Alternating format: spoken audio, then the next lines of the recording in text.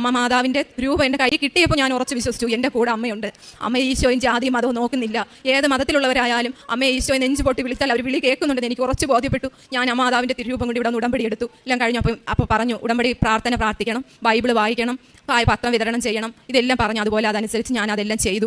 അങ്ങനെ ഓരോ മാസവും ധ്യാനത്തിന് വരണമെന്ന് പറഞ്ഞു. ഇവിടെ വരുമ്പോഴൊന്നും ധ്യാനം കൂടാൻ എനിക്ക് സാധിച്ചില്ല. പക്ഷേ ഓൺലൈനായിട്ട് ഞാൻ അവിടെ ഇരുന്ന് ധ്യാനം കൂടുന്നുണ്ടായിരുന്നു, അച്ഛൻ്റെ പ്രാർത്ഥനകളെല്ലാം പങ്കെടുക്കുന്നുണ്ടായിരുന്നു. അങ്ങനെ മെഡിക്കൽ കോളേജിൽ ചികിത്സ നടത്തിക്കൊണ്ടിരിക്കും. ഞാൻ അമ്മ മാതാവിൻ്റെ ഈ കാശ് രൂപം കൊണ്ടാണ് ഞാൻ ഡോക്ടറെ അടുത്ത് പോകുന്നത്. അപ്പോൾ പറഞ്ഞത് ചികിത്സ 1 മാസം വരെ 2 മാസം വരെ ഗുളിക കഴിക്കാം എന്ന് പറഞ്ഞിട്ട് പറഞ്ഞു നമുക്ക് കോളർ ഇട്ട് നോക്കാം, കോളർ ഇട്ടാൽ ഇത് ശരിയാവും എന്ന് പറഞ്ഞു. കോളർ തന്നു. ആ 90 ദിവസം തികയുന്നതിന് മുമ്പ് തന്നെ 3ാമത്തെ പ്രാവശ്യം ഞാനിവിടെ വന്ന് ധ്യാനം കൂടാമെന്ന് പറഞ്ഞ് വന്നതാണ്. പക്ഷേ ധ്യാനം ഇല്ലായിരുന്നു. വന്നപ്പോൾ തന്നെ ഞാൻ വന്ന് പ്രാർത്ഥന കഴിഞ്ഞ് ഇറങ്ങിയപ്പോൾ ഞാൻ പറഞ്ഞു, അമ്മ മാതാവേ, കോളർ ഞാൻ ഇനി ഉപയോഗിക്കുന്നില്ല, ഈ കോളർ ഇനി ഇടാൻ എന്നെ അനുവദിക്കരുതേ, ഞാൻ ഇന്ന് തൊട്ട് ഈ കോളർ ഉപേക്ഷിക്കുകയാണ്, എന്നെ രക്ഷിക്കണമേ എന്ന് ഞാൻ അമ്മ മാതാവിനോട് പറഞ്ഞു.